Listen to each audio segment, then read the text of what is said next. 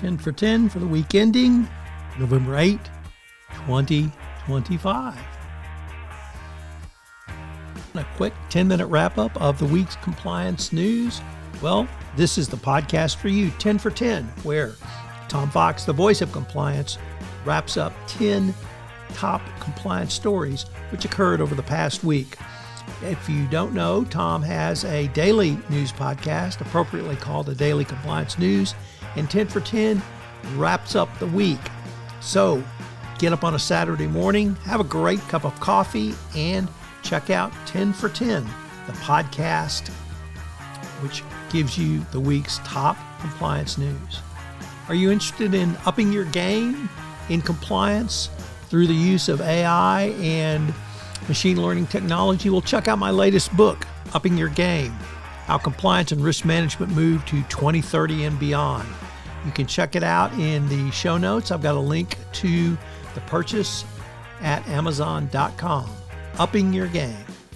Begin with our continuing and ongoing story about the attempt by Elon Musk to get a $1 trillion pay package out of Tesla, or he's going to take his ball and go home because he's bored. Well, the Norwegian Sovereign Wealth Fund is the first major institutional investor to disclose how it voted, and it voted no. Yes, it voted no to the pay package desired by Musk.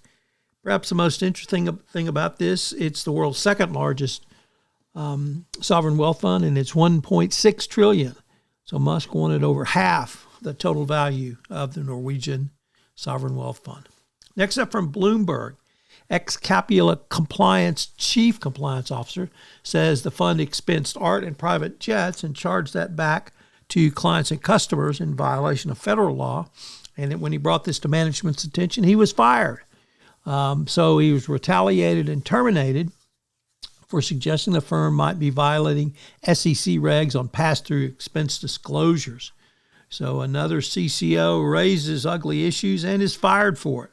So it'll be interesting to see how this lawsuit will play out. Next up from The Athletic, NBA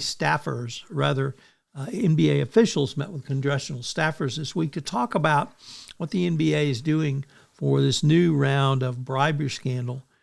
And the report was there was a productive conversation, and the NBA was cooperative. The meeting was cordial, and will lead to testimony in front of the House of Representatives. It's hoped that this won't be a simple whitewash by Congress, although based on this article, it certainly looks like they're not going to be asking any probing question, nor will NBA be releasing any information of their investigation, low that it may have been, and missed facts that led to the criminal indictment. Next up from Reuters, the Trump administration took it on the legal chin on Wednesday of this week when U.S. Supreme Court justices raised doubts over the legality of the president's sweeping tariffs in the case, with implications for the global economy. Conservative and liberal justices alike sharply questioned the lawyer representing the Trump administration about whether the 1977 law meant for use during national emergencies for sanctions gave Trump the power he claimed to impose tariffs. Well, of course it doesn't. It's yet another example where Trump just ignores a law and claims he has the power to do so under it. The lawyer for the administration also miscited a case that apparently Judge Roberts worked on when he was the clerk for the Supreme Court, and he didn't like that either. So bad day for the Trump administration after a terrible night at the elections. Maybe there's hope for America.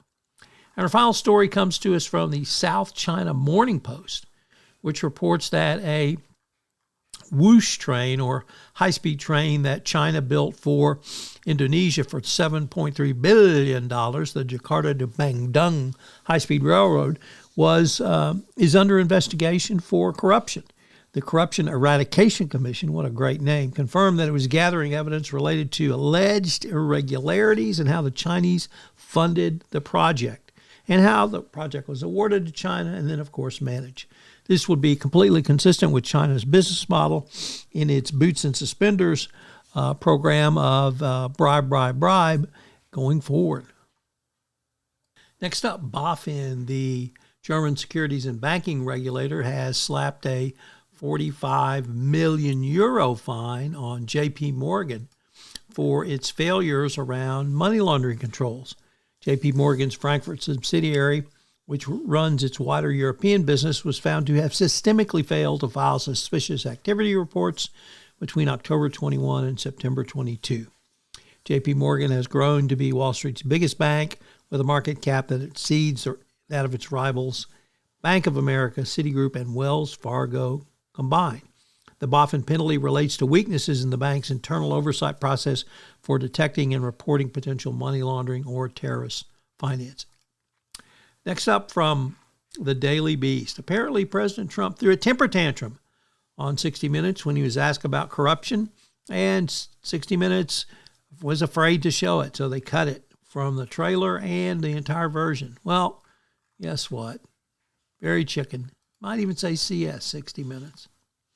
Next up from the Financial Times, our good friend Sam Bankman-Fried, the former head of FTX, has appealed his court decision, or conviction rather, saying it was fundamentally unfair, and the jury only heard one side of the story. And now he wants to have his case thrown out and get to go back to trial or declared innocent. Unlikely on that, but we think over here at the 10 for 10 and Compliance Podcast Network that SBF is working his way to a full pardon by Donald Trump. After all, he corruptly pardoned CZ, which led to the 60 Minutes question. Next up from The Guardian, a very interesting article about state capture and the invidiousness of it. Obviously, we had that in South Africa several years ago, but now we have Timor, Indonesia, Nepal, the Philippines, Kenya, Morocco, and others countries where millions are taking the streets to denounce corruption and collapsing public systems. That's really the invidiousness of corruption, that it destroys not simply the confidence in the systems, but the public systems themselves. The Philippines, it's so bad that the monies that's been propagated for typhoon and hurricane assistance, poof, all gone. So if you wonder what the cost of corruption is, we're seeing it play out. South Africa has never recovered from its state capture days under the prior president, and is still fighting to try to get out of it now. And our final story comes to us from the Wall Street Journal, although it's a variety of papers, as it's pretty much front page news, and it involves the Chinese retailing giant Shein.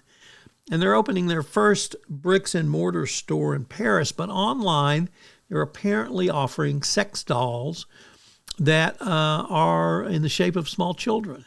And there's a huge uproar in France over this, and the French authorities initially threatened to shut Shein down if it didn't do something. And of course, the company didn't, because, they're Chinese. Why should they comply with French law? And they are moving to ban Shein after it was discovered they were selling the childlike sex dolls. The French consumer watchdog said it reported Shein to prosecutors, and that Shein claimed it took the listings down, but apparently it's maybe not correct. And so even the French are upset about this, so that tells you how bad this is. Anyway, if you're going to sell in France, don't have childlike sex dolls, and maybe that's even a good model to not have anywhere. I hope you have enjoyed the 10 for 10 for the week ending November 8th.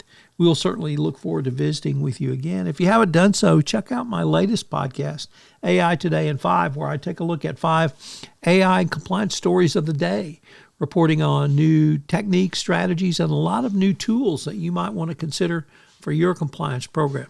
So check out AI Today in 5. Thanks again. Look forward to visiting. This is Tom Fox again. 10 for 10 is a special production of the Compliance Podcast Network. I'd also urge you to check out the Daily Compliance News, which posts every week from Monday to Friday, where I give 4 curated stories of bribery, corruption, and compliance events that will allow you to help you start your day as well. So check out the Daily Compliance News and subscribe or rate and review to both 10 for 10 and the Daily Compliance News. Thanks so much for listening to this episode of 10 for 10.